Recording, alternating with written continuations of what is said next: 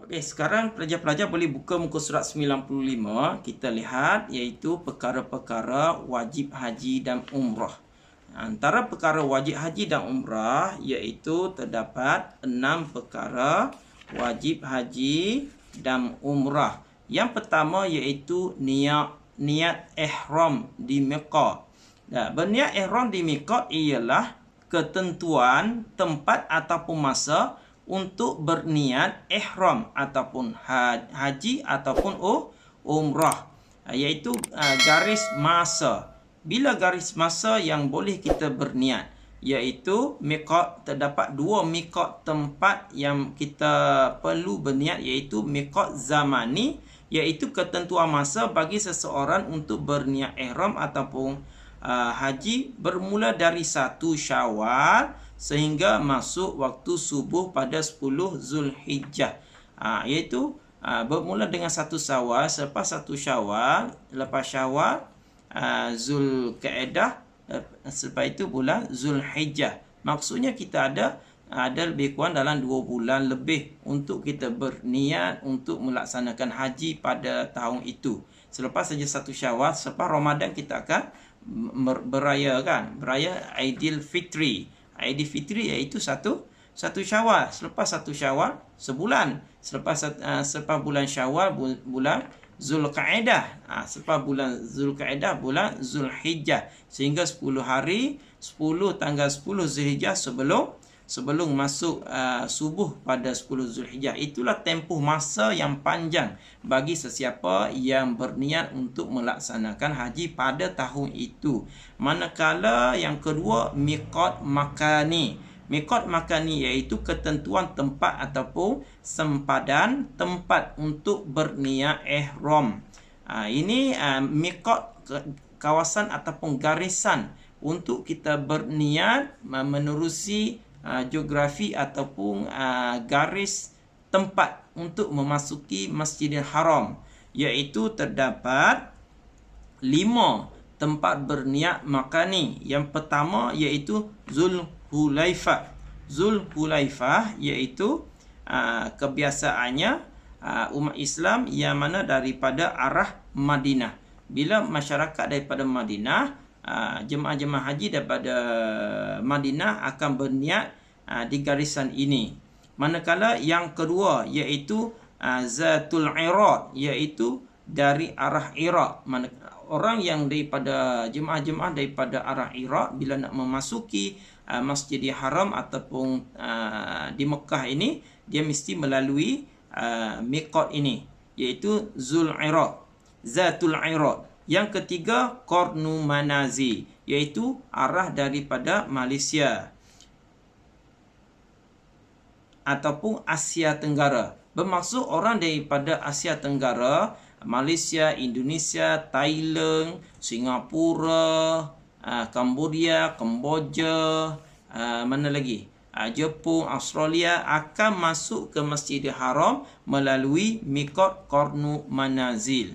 Qarnu Manazil inilah melalui garisan yang mana apabila kita melalui penerbangan sampai di garisan ini akan diumumkan sudah sampai di garisan Qarnu Manazil bagi jemaah-jemaah haji untuk berniat. Ini melalui jalan udara. Adapun jalan di bawah pun sama juga. Apabila melalui garisan ataupun laluan ini perlu berniat di garisan ataupun miqat Qarnu Manazil. Yang keempat iaitu Yalamlam. Yalamlam ini adalah daripada Yaman. Dan mana jemaah-jemaah haji daripada Yaman akan memasuki kota Mekah melalui miqat ini dan berniat di garisan ataupun tempat yang dinamakan sebagai Yalamlam. Yang kelima iaitu Juhfah. Juhfah itu daripada arah Mesir ataupun Tunisia. Daripada Mesir, daripada sebelah sini, dia masuk ke Masjidil Haram, dia akan berniat di kawasan itu. Pelajar-pelajar boleh tengok pada paparan yang saya tunjukkan ini, iaitu garisan-garisan ataupun sempadan miqat makani bagi jemaah-jemaah haji. Okey, yang kedua iaitu perkara wajib haji, iaitu bermalam di Muzdalifah. Bermalam di Muzdalifah, berada di Muzdalifah selepas tengah malam pada 10 Zulhijjah hingga sebelum terbit fajar. Sekejap saja kita berada di Muzdalifah ini untuk memenuhi sebagai perkara-perkara wajib haji dan umrah. Manakala yang ketiga iaitu melontar 7 anak batu di Jamratul Kubra ataupun Jamratul Aqabah, iaitu masa untuk melontar bermula selepas tengah malam pada 10 Zulhijjah. Bermaksud pada malam 10 Zulhijjah itu kita boleh melontar di Jamratul Kubra ini sebagai memenuhi tuntutan perkara wajib haji, iaitu bermalam di keempat, iaitu bermalam di Mina. Bermalam di Mina iaitu berada di Mina pada malam hari Tasyrik. Apa itu hari Tasyrik? Iaitu 11, 12 dan 13 Zulhijjah dinamakan sebagai hari-hari Tasyrik. Yang akhir sekali, yang kelima, iaitu melontar 7 anak batu di ketiga-tiga jamrah. Terdapat 3 jamrah yang perlu kita lontarkan anak batu, iaitu Jamratul Kubra, yang kedua Jamratul Wusta, dan ketiga Jamratul Ula. Ada 3 jamrah yang perlu dilontar menjadi rukun ataupun perkara wajib haji bagi jemaah-jemaah haji. Dan yang akhir sekali, yang keenam, iaitu menjauhi larangan ihram.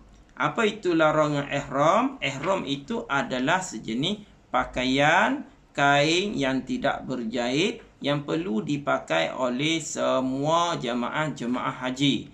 Apabila sahaja berniat dan memakai pakaian ihram, makanya setiap jemaah haji itu perlu memenuhi peraturan dan syarat-syarat pemakaian ihram. Sekiranya melanggar larangan-larangan ketika ihram, jemaah-jemaah haji akan dikenakan dam. Apa itu dam? Nanti kita akan belajar apa yang dimaksudkan dengan dam. Okey, baiklah pelajar-pelajar semua. Sekarang kita akan melihat apa yang dimaksudkan dengan perkara-perkara yang dilarang ketika memakai ihram. Terdapat 5 perkara. Terdapat 5 perkara yang dilarang ketika kita memakai ihram.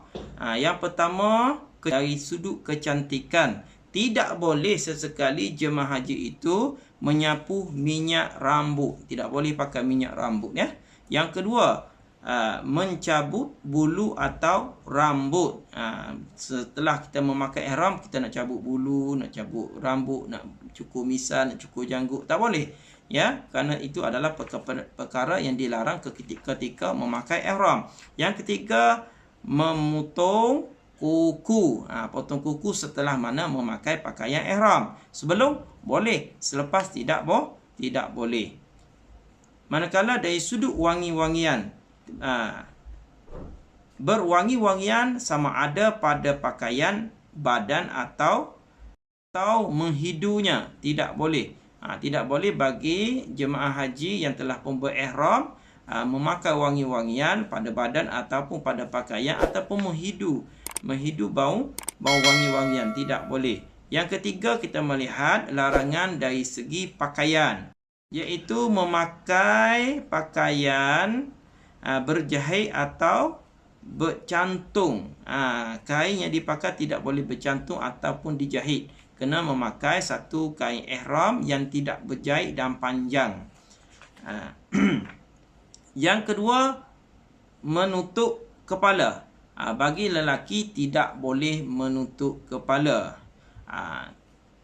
Yang ketiga, menutup muka bagi perempuan. Nak pakai purdah ataupun hijab, tidak boleh bagi jemaah haji yang sudah pun berniat ihram.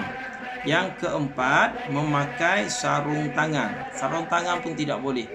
Bagi yang perempuan yang selalu pakai sarung tangan ketika melakukan ibadah ihram ini, tidak boleh memakai sarung tangan.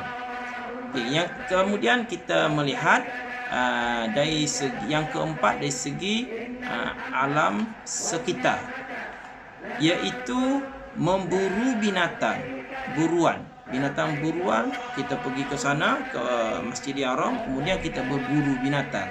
Kita nampak rusa ke, kita nampak apa-apa binatang di padang pasir, kita berburu. Tidak dibenarkan, tidak boleh. Memotong atau merosakkan tumbuhan. Kita jalan-jalan nampak pokok, nampak rumput di sekitar Kaabah ataupun Masjidil Haram ataupun di tanah haram, dan kita patahkan dia, kita cabutnya, tidak boleh ketika mana kita memakai ihram.